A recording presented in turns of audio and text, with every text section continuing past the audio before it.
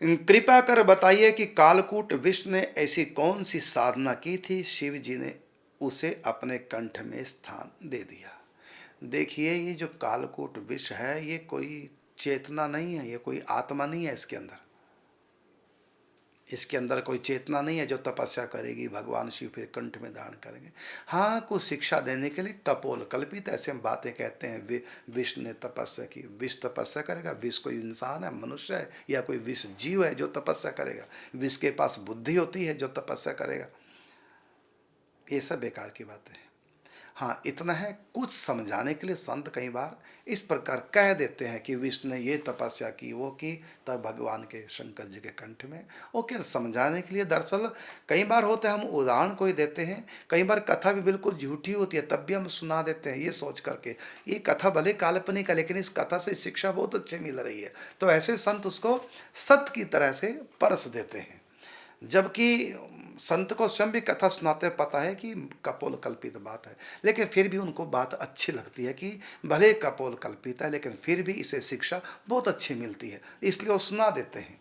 लेकिन ये आवश्यक नहीं कि उदाहरण के रूप में कुछ विशेष बात समझाने के लिए यदि उदाहरण दिया तो वो वही है, ये कुछ सच नहीं। जैसे हम कहते हैं, जैसे मैं कई बार सुनाता हूँ कि सीता जी साक्षात माया है, भगवान राम कौन है तो ज्ञान है, लक्ष्मण कौन है तो वैराग्य है, सीता जी भक्ति माया नहीं, सॉरी, भक्ति महारानी है।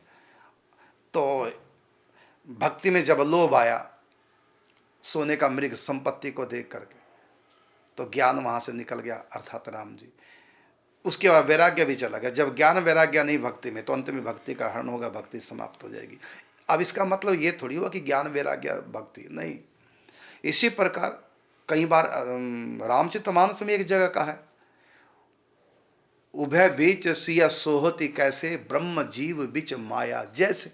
अब वहाँ सीता जी को माया कह दिया और लक्ष्मण को जीव कह दिया, राम को ब्रह्म कह दिया।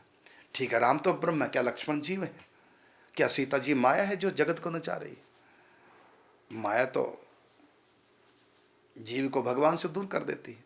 लेकिन वहां पर क्या लिखा चौपाई में गोस्वामी तुलसीदास जी ने समझाने के लिए कि उभय बीच, उभय का मतलब दोनों, राम लक्ष्मण, उभय बीच सिय सोहति कैसे, ब्रह्म जीव बीच माया जैसे। तो यहां माया का उदाहरण दिया, तो सीता जी माया थोड़ी है। इसी प्रकार कई बार ऐसा कर देते हैं कि कोई शिक्षा देने के लिए। अब कहा कि सीता जी में लोभ आया, क्या सीता जी में लोभ आ सकता है? नहीं, लेकिन कुछ समझाने के लिए ऐसा कह देते हैं। तो इसी प्रकार ये घटना है कि विष्णु ने तपस्या की, तो विष्णु क्या तपस्या करेगा? तो समुद्र मंथन में औषधियाँ डाल के मथा गया, और उसमें ऐसे तो कल ये भी कथा आएगी कि माखन ने तपस्या करी, श्री कृष्ण ने क्यों ग्रहण किया? क्योंकि इतनी माखन ने तपस्या की। अरे की नहीं है। और उदाहरण क्या देते हैं? पहले दूध को निकाला गया, फिर उसको चूल्हे पे तपाया गया है, फिर उसमें खट्टा लगाया गया, फिर वो दही बना, उसके बाद भी उसको मथा गया, तब जाकर इतनी तपस्या के बाद वो माखन बना। ये तपस्या है माखन की।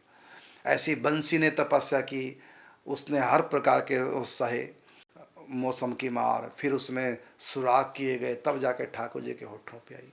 ये केवल समझाने के लिए कहा जाता है सब बातें, जिससे एक व्यक्ति कुछ समझे, कुछ शिक्षा ग्रहण करे। ऐसी कहा कमल के फूल ने तपस्या करी, तब वो जाके राधा रानी के हाथ में आए। इस प्रकार उदाहरण के लिए रूप में समझा देते हैं, एक जिससे शिक्षा मिले।